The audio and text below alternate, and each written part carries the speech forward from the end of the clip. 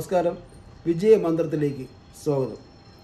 നാം കഴിഞ്ഞ വീഡിയോയിൽ പറഞ്ഞിരുന്നത് ഫെങ്ഷുയി അഥവാ വാസ്തു തമ്മിലുള്ള വ്യത്യാസങ്ങളും അവ എങ്ങനെയാണ് നാം കൈകാര്യം ചെയ്യേണ്ടതെന്നുമാണ്.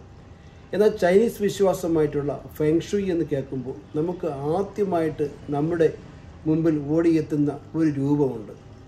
ആ രൂപമാണ് ഈ കാണുന്ന രൂപമാണ് നമ്മുടെ മനസ്സിലേക്ക് ആദ്യം കടന്നു വരുന്നത്.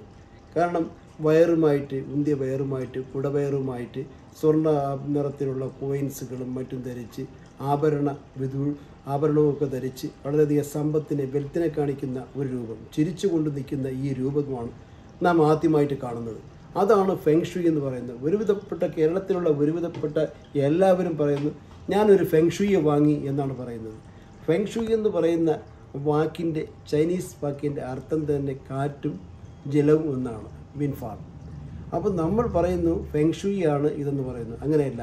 ഇത് ചൈനീസ് ദേവന്മാരിൽ ഒരുപാട് ഐതിഹ്യങ്ങളുണ്ടല്ലോ. ഐതിഹ്യങ്ങളെല്ലാം ഇന്നിപ്പോൾ ശാസ്ത്രമായി മാറിയിരിക്കുന്നു. അത് വേറൊരു കഥ, അതിലോട്ട് പോകേണ്ട കാര്യമില്ല. അപ്പോൾ നാം കാണുന്നത് ഈ കുബേരൻ എന്ന് പറയുന്ന ഇദ്ദേഹത്തിൻ്റെ ഈ രൂപത്തെ നമ്മുടെ വീട്ടിൽ വെച്ച് കഴിഞ്ഞാൽ സന്തോഷവും സമൃദ്ധിയും ഉണ്ടാകുമെന്നാണ് വിശ്വാസം.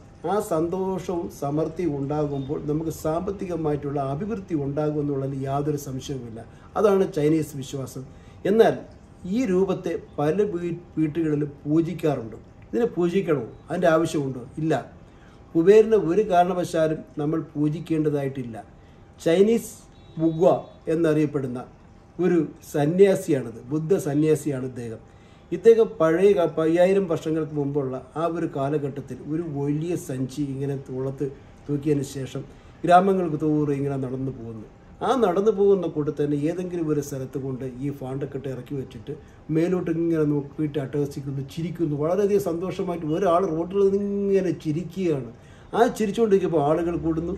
ആ ചിരി കണ്ട് മറ്റുള്ളവൻ ചിരിക്കുന്നു, അത് കണ്ട് വേറൊരുത്തൻ ചിരിക്കുന്നു. അങ്ങനെ ഒരു കൂട്ടച്ചിരിയായി മാറുന്നു. ആ സ്ഥലം മുഴുവൻ ഒരു പോസിറ്റീവ് എനർജി ആയിട്ട് മാറുന്നു. സന്തോഷത്തിൻ്റെ ഒരു പൊട്ടിച്ചിരി തന്നെയാണ് അവിടെ ആകുന്നത്.